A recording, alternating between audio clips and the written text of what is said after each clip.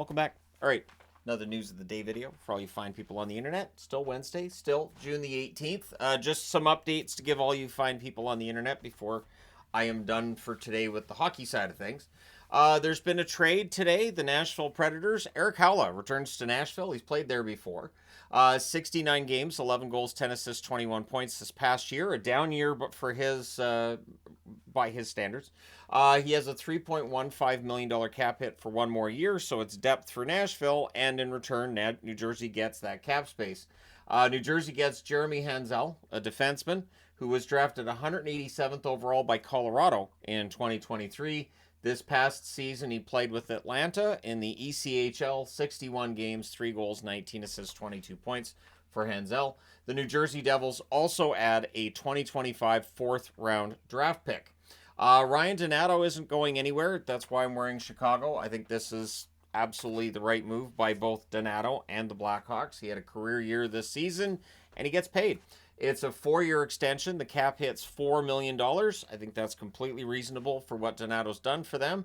And considering the cap's going up, not too shabby. Now, the reports that are out there, and the reason this video is as late as it is, I would have done this a few hours ago, but I was waiting to see if we'd get an announcement about Trent Frederic.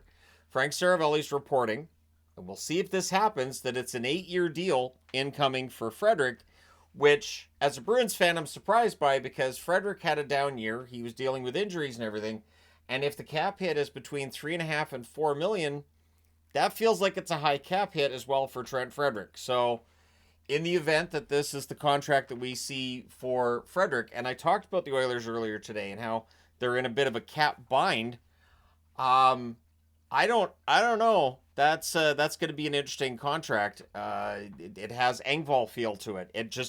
It has that feel to it for me. If that's what we see, we'll see if it ends up being 8 years. We'll see if it ends up being worth $3.5 to $4 million on the cap hit. Again, if you get a long-term contract, usually you're giving back a little bit on the cap hit, or if you're getting a good cap hit, maybe you don't get the term.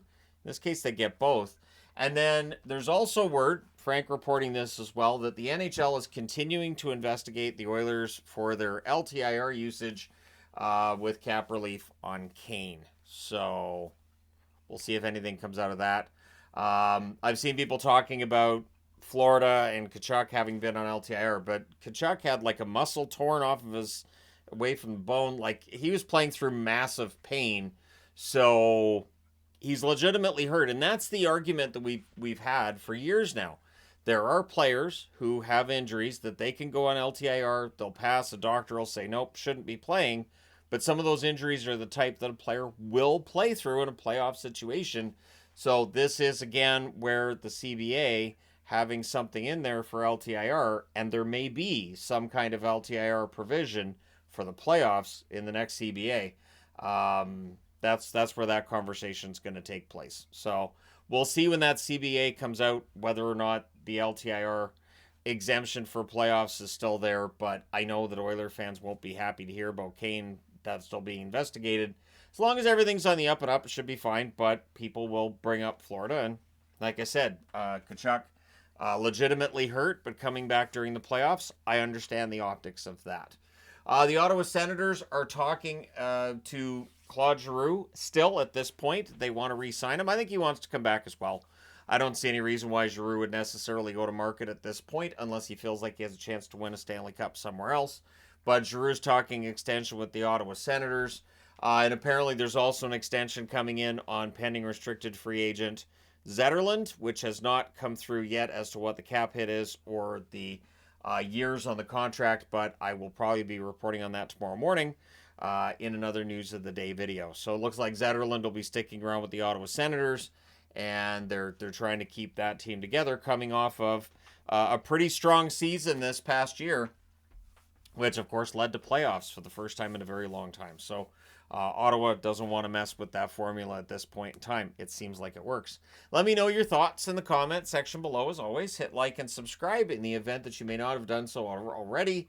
If Frederic gets an 8-year contract, I'm not going to be able to guarantee it won't end up on a list of worst contracts already, if that's the case. Because, and I like Frederic in Boston, but it does kind of feel like he broke down a bit this year, and the trajectory, if you look at the analytics and everything, not in favor of an 8-year extension.